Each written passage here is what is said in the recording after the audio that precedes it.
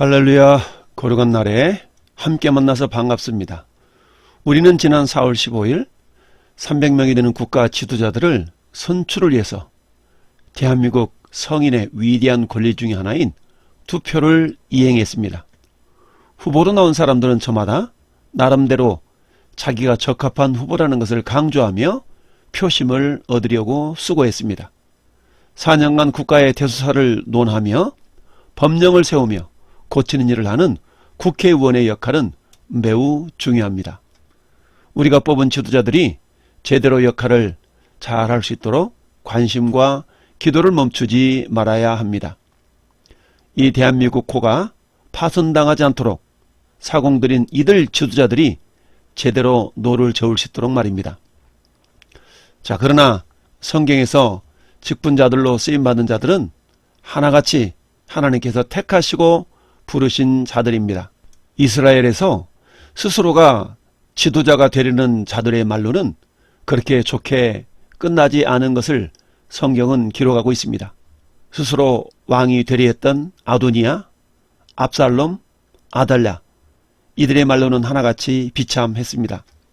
예수님은 12제자를 선택하기에 앞서서 기도로 준비하셨습니다. 오늘날로 말하면 직분자를 세우기 위해서 기도로 준비하셨다는 말씀입니다. 하나님께서는 천지를 창조하시면서 가장 먼저 세우신 것이 질서입니다. 하나님은 지금도 질서로 우주를 통치하고 계십니다. 창세기 1장을 보면 첫째 날부터 여섯째 날까지 만물을 지으시고 일곱째 날에 안식하셨다라고 기록하고 있습니다. 질서는 하나님의 뜻을 이루는 도구입니다. 창세기 1장 2절에 땅이 혼돈하고 공허하며 흑암이 깊음에 있고 라고 말씀하고 있습니다. 이는 아직 질서가 잡히지 않았다는 말입니다. 질서를 세우시니까 낮과 밤이 구분이 되었습니다. 궁창이 드러나며 하늘과 땅과 바다를 구분하셨습니다. 바닷물이 무한정 땅으로 올라오지 않도록 질서를 세우신 것입니다. 해와 달과 별들이 서로 부딪히지 않도록 질서를 세우셨습니다. 그 질서는 말씀으로 지키고 계십니다. 히브리서 1장 3절에 이는 하나님의 영광의 광채시요 그 본체의 형상이시라 그의 능력의 말씀으로 만물을 붙드시며 죄를 정결하게 하시는 일을 하시고 높은 곳에 계신 지극히 크신 이의 우편에 앉으셨느니라 라고 말씀하고 있습니다. 아담과 하와를 지으시고 에덴을 다스리게 하시면서도 질서를 세우셨습니다. 그것은 아담은 다스리는 자로 하와는 돕는 배필의 역할을 하라고 질서를 세우셨습니다. 에덴 동산의 모든 나무 열매를 먹지만 선악을 알게 하는 나무의 열매는 먹지 않도록 질서를 세우셨습니다. 그러나 사단은 하나님의 질서를 허무는 자입니다. 에덴 동산에서 사단에 의해서 질서가 파괴되니까 죄가 들어와서 아담과 하와는 마침내 에덴에서 쫓겨났고 사망이 왔습니다. 하늘에서 세운 질서를 파괴한 천사들이 땅으로 쫓겨나 사단과 악한 영들이 되었습니다. 이사야 14장 11절 말씀에 내 영화가 소월에 떨어졌으며 내 비파 소리까지로다. 구더기가 내 아래에 깔리며 지렁이가 너를 덮었도다. 너 아침의 아들 계명성이여 어찌 그리 하늘에서 떨어졌으며 내 열국을 엎은 자여 어찌 그리 땅에 지켰는가. 내가 네 마음에 이르기를 내가 하늘에 올라 하나님의 뭇별 위에 내 자리를 높이리라. 내가 북극 지폐의 산 위에 앉으리라. 가장 높은 구름에 올라가 지극히 높은 이와 같아지리라 하는도다. 그러나 이제 내가 서울 곧 구덩이 맨 밑에 떨어짐을 당하리로다. 이 사단은 지금도 하나님이 세우신 거룩한 공동체인 교회를 무너뜨리려고 합니다.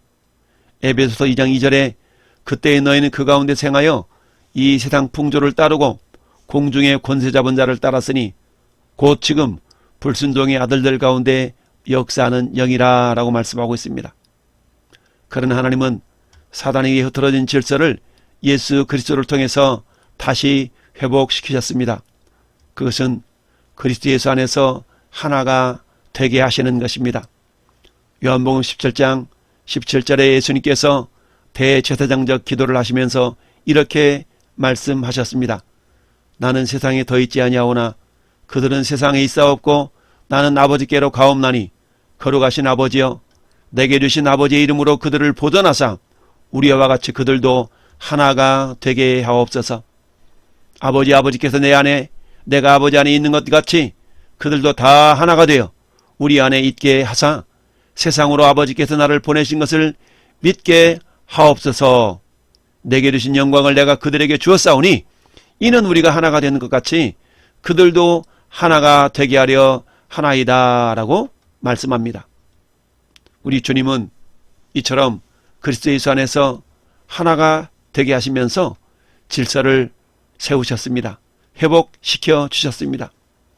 그렇다면 하나님은 우리에게 왜 직분이 필요한가를 깨달아 알기를 원하십니다. 그것은 우리에게 복을 주시기 위함입니다. 복은 생명에 대한 권리라고 말씀했습니다. 즉 하나님 우리에게 생명을 주시기 원하신다는 말씀입니다. 민수기 6장 22절에 여호와께서 모세에게 말씀하여 이르시되 아론과 그의 아들 뜰에게 말하여 이르기를 너희는 이스라엘 자손을 위하여 이렇게 축복하여 이르되 여호와는 내게 복을 주시고 너를 지키시기를 원하며 여호와는 그 얼굴을 내게로 비추사 은혜 베푸시기를 원하며 여호와는 그 얼굴을 내게로 향하여 드사 평강 주시기를 원하노라 할지니라라.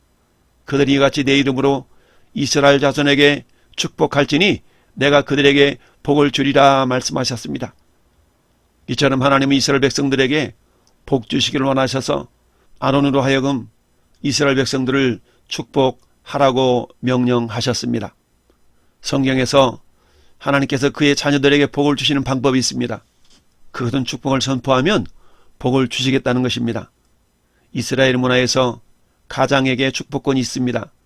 그래서 가장을 통해 그 복이 흘러간다고 믿었습니다. 그래서 아브라함은 이삭을 축복했고 이삭은 그 아들 야곱을 축복했으며 요셉은 애굽의 총리의 자리에 있으면서도 아버지 야곱을 초대해서 자기와 두 아들 므낫세와 에브라임에게 축복해 주기를 원했던 것입니다. 야곱은 죽기 전에 자기의 12아들들을 축복하고 숨을 거두었습니다. 신약시대에 들어와서도 이 영적인 원리는 변하지 않았습니다. 단지 혈통적 방법이 아닌 영적인 방법으로 가족의 관계를 이루고 복을 받도록 하셨습니다. 갈라디아서 3장 7절 말씀에 그런즉 믿음으로 말미암은 자들은 아브라함의 자손인 줄 알지어다. 그러므로 믿음으로 말미암은 자들은 믿음이 있는 아브라함과 함께 복을 받느니라. 그 믿음은 바로 예수 그리스도께서 이 땅에 오셔서 우리를 구원하시기 위한 우리의 구주임을 믿는 것입니다. 이처럼 예수를 믿는 모든 자에게는 바로 그 믿음이 임하고 아브라함의 복을 받는 자들이 될 수가 있는 것입니다. 오늘 말씀을 통해서 하나님은 왜 직분이 중요하며 그것을 사모하라고 하는지 깨닫는 시간이 될 수 있기를 바랍니다. 오늘 말씀의 제목을 같이 한번 고백하십시다. 직분을 잘 감당한 자들. 네, 그렇습니다. 직분을 잘 감당한 자들에게는 하나님께 주시는 복이 있습니다. 세상이나 교회나 공동체이며 조직체입니다. 물론 모이는 목적은 다릅니다. 여러분, 교회란 결국 무엇입니까? 한 하나님을 아버지로 모시는 가족 공동체입니다. 말하자면 교회는 여러 가정들이 모여서 된 대단히 가정인 것입니다. 교회 내의 직분은 크게 두 가지입니다. 첫째는 항구전 직분이 있습니다.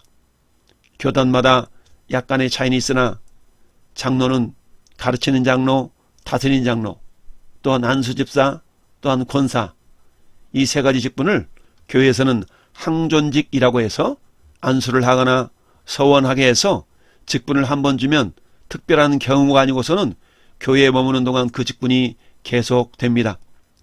둘째는 임시 직분이 있습니다. 서리집사, 권찰, 목자, 교사, 전도사 등입니다. 이들은 매년 그 직분을 임명해서 그 직을 감당하도록 하고 있습니다.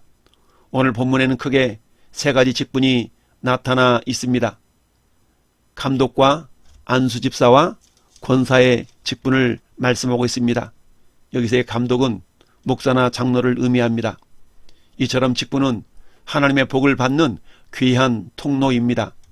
이 가운데 오늘 본문에 나타낸 세 가지 직분은 첫째는 감독 혹은 목사, 두 번째는 8절에 집사로 기록된 안수 집사를 의미하고요.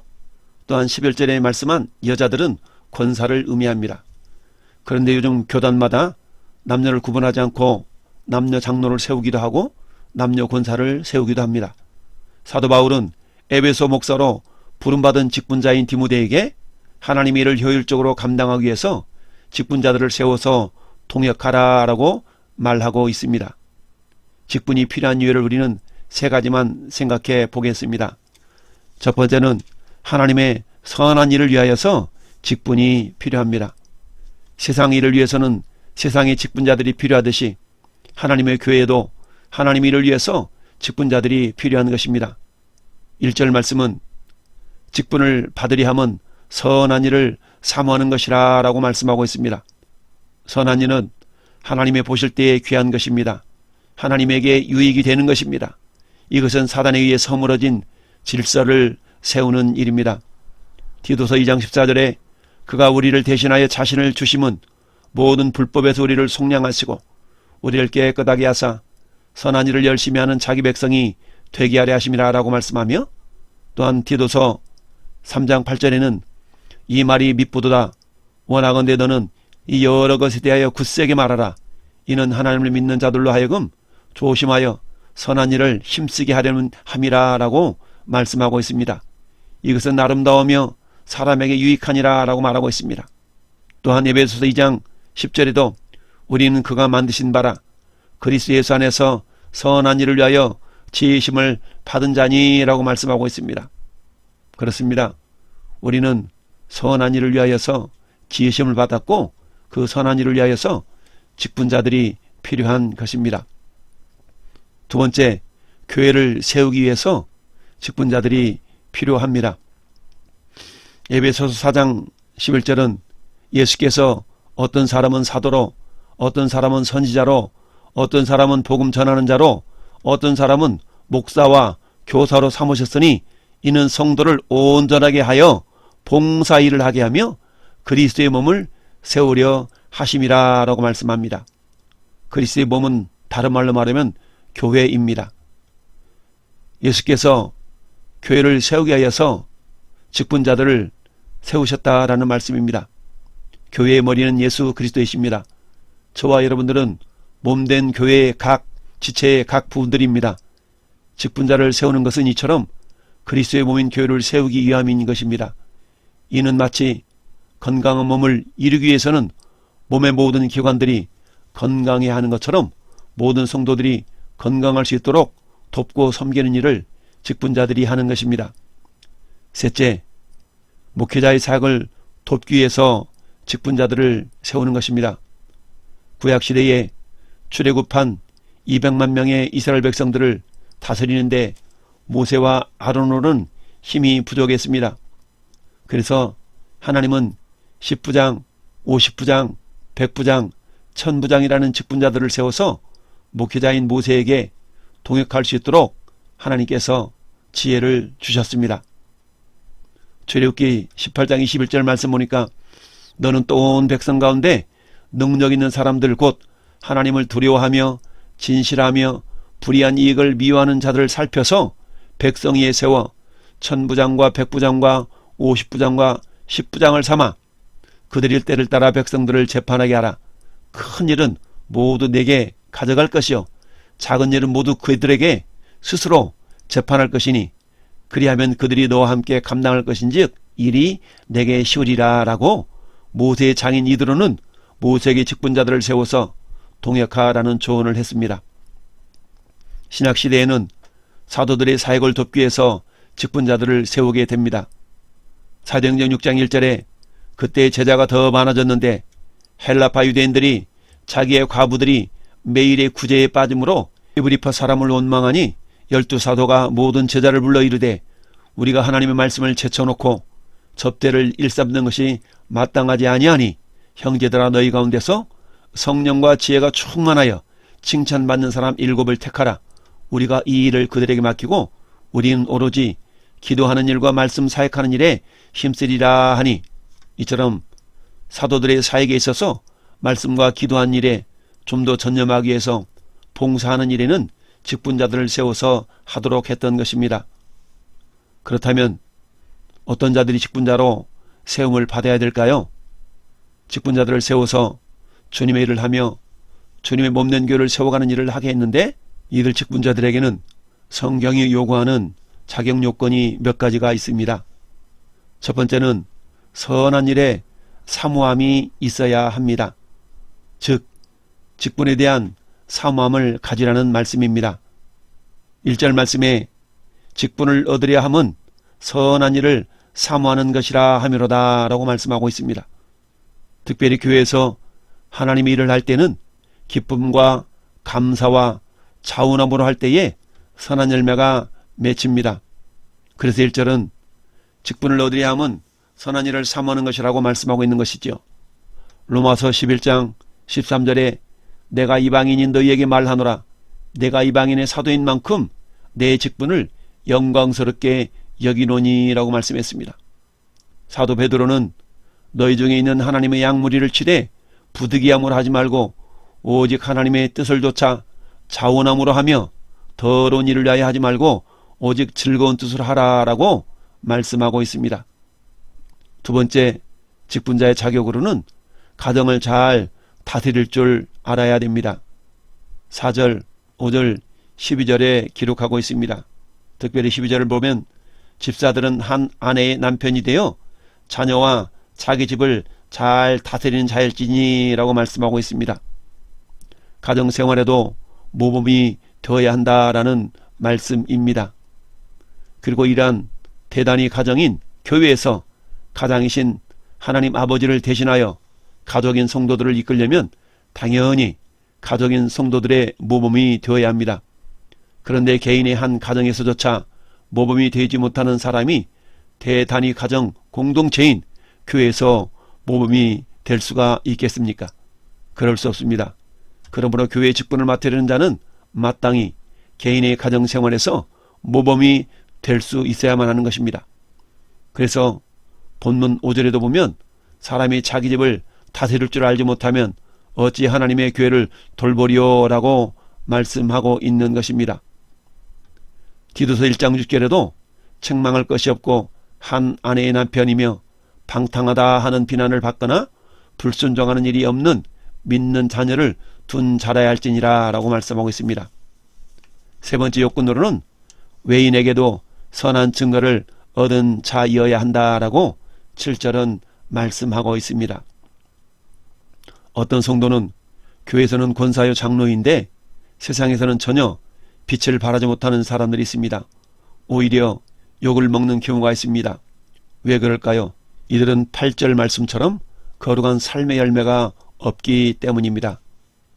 고린도후서 8장 16절에 너희를 위하여 같은 간절함을 디도의 마음에도 주시는 하나님께 감사하노니 그가 권함을 받고 더욱 간절함으로 자원하여 너희에게 나아갔고 또한 그와 함께 그 형제를 보냈노니 이 사람은 복음으로써 모든 교회에서 칭찬을 받는 자요라고 말씀하고 있습니다.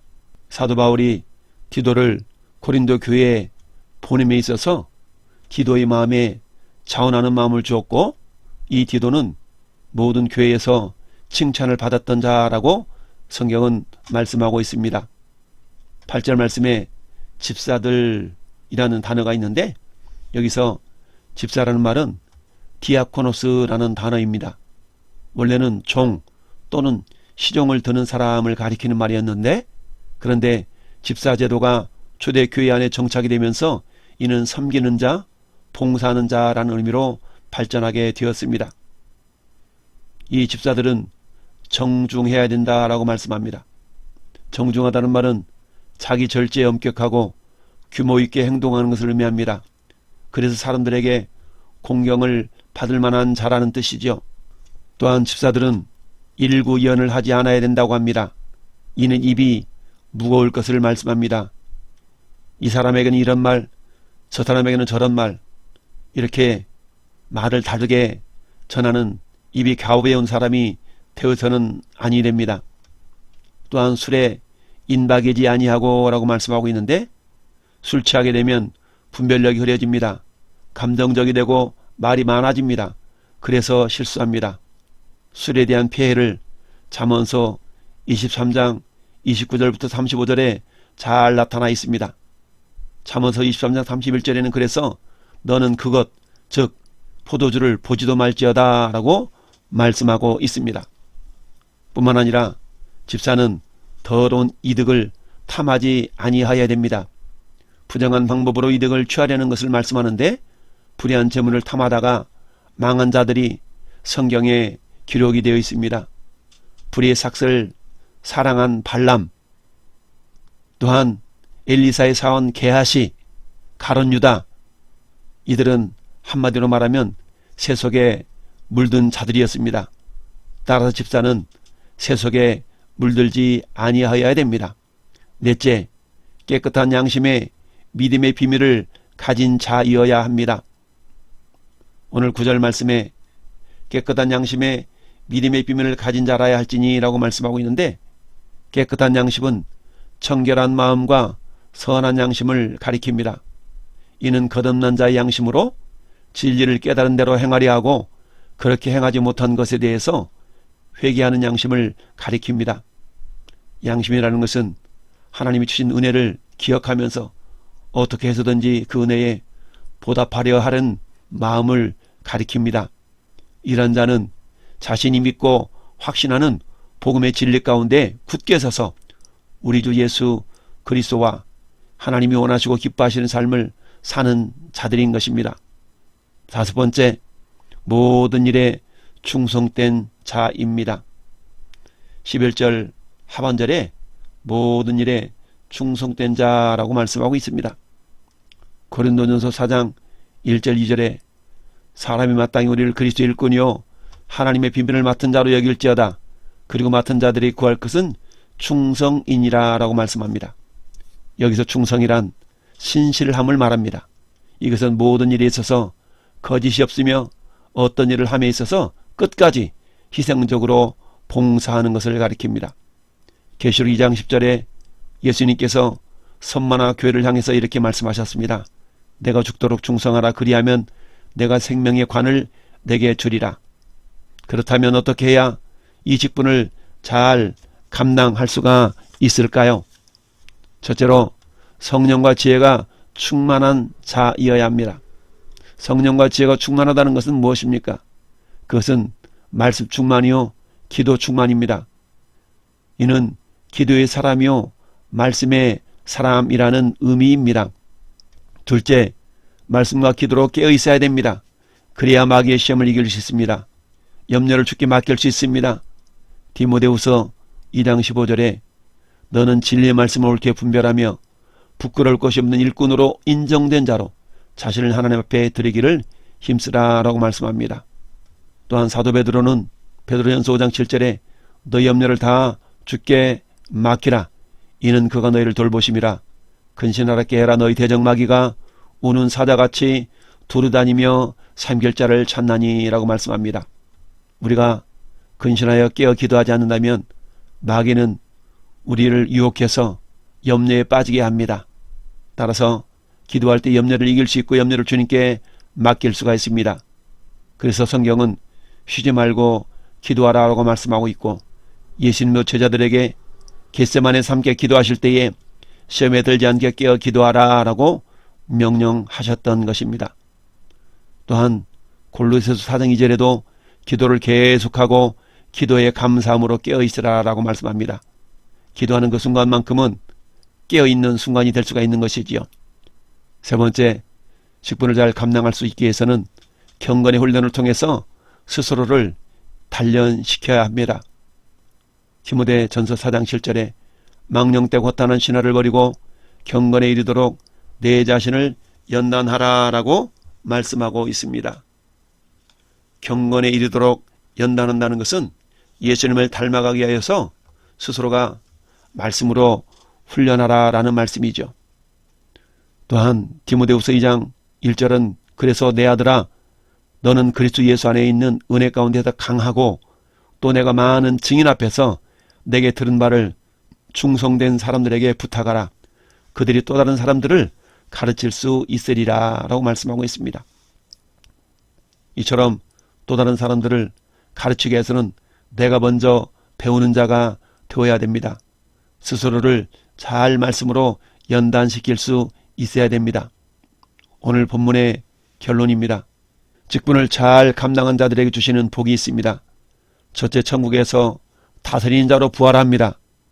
누가복음 19장 17절에 주인 이르되 잘하였다 착한 종이여 내가 지극히 작은 일에 충성하였으니 10골 권세를 차지하라 하고, 작은 일에 충성했을 때에 10골 권세를 차지할 수 있는 그런 다스리는 자로 주님이 복을 주십니다. 뿐만 아니라 누가복음 22장 30절에도 너희로 내 나라에 있어서 내 상에서 먹고 마시며 또는 보좌에 앉아 이스라엘 12지파를 다스리게 하려 하노라 라고 말씀합니다.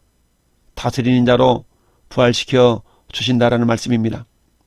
두 번째는 직분을 잘 감당한 자들에게는 칭찬과 영광과 존귀를 받게 됩니다. 마태복음 25장 21절에 그 주인이 이르되 잘하였도다 착하고 충성된 종아 내가 적은 일에 충성하였으니 내가 많은 것을 내게 맡기리니 내 주인의 즐거움에 참여할지어다 하고, 즉 주님의 즐거움이 내 즐거움이 된다는 것은 영광을 받는다라는 말씀입니다. 베드로전서 1장 7절에도 너희 믿음의 확실함은 불로 연단하여도 없어질 금보다 더 귀하여 예수 그리스도께서 나타나실 때에 칭찬과 영광과 존귀를 얻게 할 것이라 라고 말씀하고 있습니다. 뿐만 아니라 디모데후서 2장 10절에도 그러므로 내가 택함 받은 자들을 위하여 모든 것을 참음은 그들도 그리스도 예수 안에 있는 구원을 영원한 영광과 함께 받게 하려 함이라 라고 말씀하고 있습니다.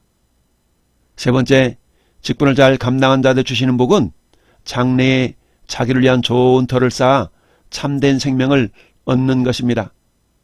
디모데전서 6장 19절에 이것이 장래에 자기를 위하여 좋은 터를 쌓아 참된 생명을 취하는 것이니라 라고 말씀하고 있습니다. 13절 말씀에 아름다운 지위와 예수 안에 있는 믿음의 큰 담력을 얻는다라고 했습니다. 믿음의 큰 담력은 히브리서 10장 35절 말씀을 보니 그러므로 너희 담대함을 버리지 말라 이것이 큰 상을 얻게 하느니라 라고 말씀하고 있습니다. 우리가 믿음의 큰 담대함을 버리지 않냐고 맡겨진 사명, 맡겨진 직분을 충성할 때에 큰 상을 얻게 하신다라고 말씀하고 있습니다. 그렇습니다. 지금 여러 가지 직분을 맡아서 충성하고 계신 왕성의 성도 여러분, 여러분의 수고와 헌신은 결코 헛되지 않습니다. 디모데의 마지막 유언과 같은 말씀으로 설교를 마치겠습니다. 디모데후서 4장 7절 8절 말씀입니다. 나는 선한 싸움을 싸우고 나의 달려갈 길을 마치고 믿음을 지켰으니 이제 후로는 나를 위하여 의의 면류관이 예비되었으므로 주 곧 의로우신 재판장이 그날에 내게 주실 것이며 내게만 아니라 주의 나타나심을 사모하는 모든 자에게도니라. 아멘.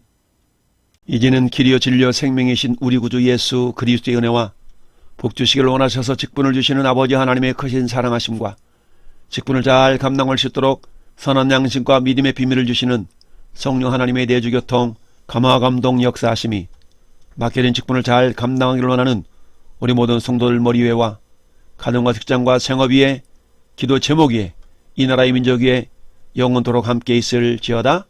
아멘.